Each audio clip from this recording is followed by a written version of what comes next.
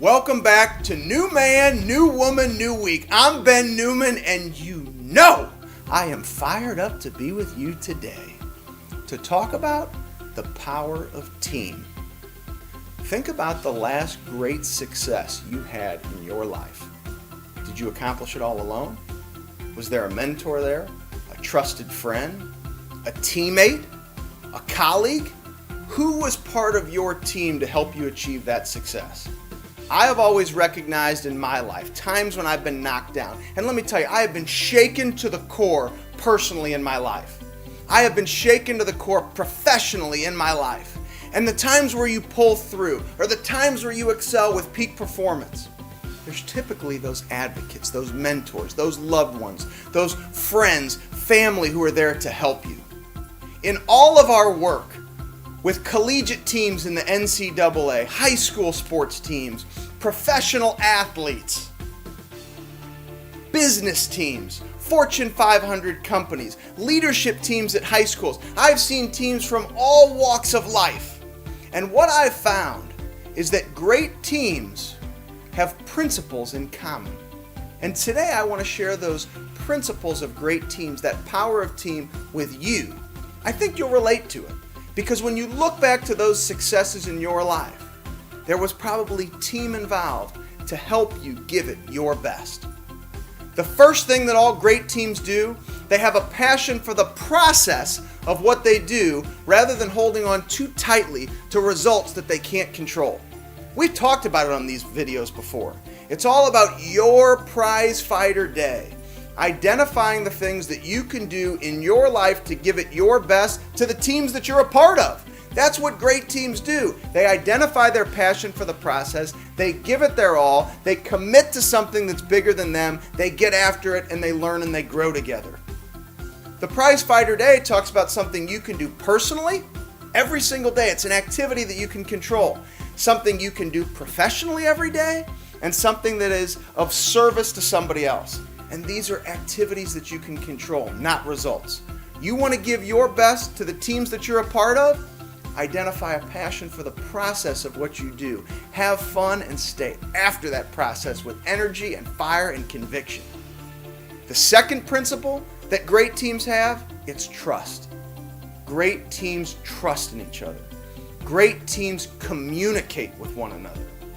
Great teams understand what they are working towards together, and they choose to be courageous. We've talked about courage questions before. Great teams are willing to take that little feeling in their gut when they don't want to say something, they don't want to ask a question, and they act on it because they know it's going to drive the relationship, to drive performance of the team. Trust, love, communicate, bring it all together in your teamwork with other individuals. The third principle that we've found that great teams have in common, it's all about legacy. And you know that I love legacy.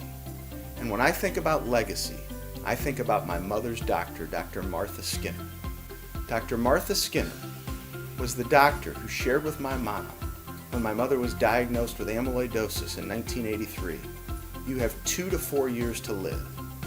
You're only the second woman under 40 years old I've ever seen or heard of having this disease. Dr. Skinner's commitment to legacy, surrendering to a purpose that's bigger than her, is that when dealing with a disease that rare, she never stopped fighting. She had a passion for the process of what she did. She trusted in her team.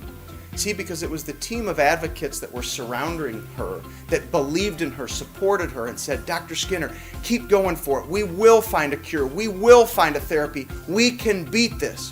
When it seemed like there was no positive direction to go. And when I met Dr. Skinner for the first time, when I spoke to the leadership team of the Boston Medical Center, over 200 individuals who led the entire system of that hospital, I met Dr. Skinner. And she shared with me, I have something very hard to tell you. She said, your mother died 10 years too soon. She went on to share as she had a folder in front of her. And this table that we're in, my wife Amy, myself, I'm crying. I'm holding Amy's hand so tightly under this old rickety table. I'm sure my mom sat at the same table because there was no money for research for this disease. After Dr. Skinner shared that, I recognized Dr. Skinner was a hero. Because no matter how many people told her to give up, she never did. She stayed committed to the team that it took to become one of 2 doctors in the entire world to discover that chemotherapy allows people to live with amyloidosis. Dr. Skinner kept fighting so she could protect the little boys like me so that they could have a future with their mother or with their father and the people that they loved. Commit to teamwork.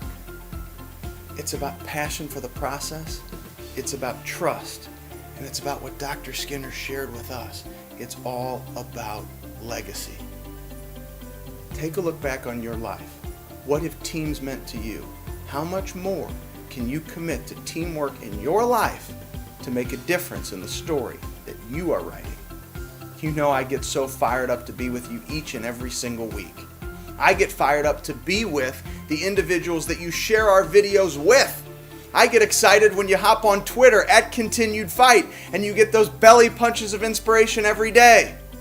I look forward to being with you each and every week for New Man, New Woman, New Week. Until next time, go do great things.